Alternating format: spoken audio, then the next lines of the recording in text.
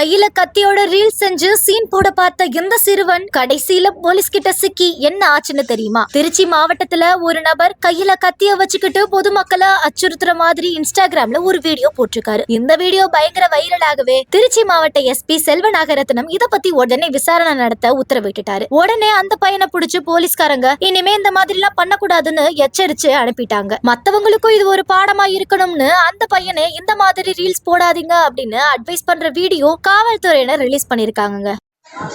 என் பேர் தீனா, லாலுகுடி பச்சாமேட்டை.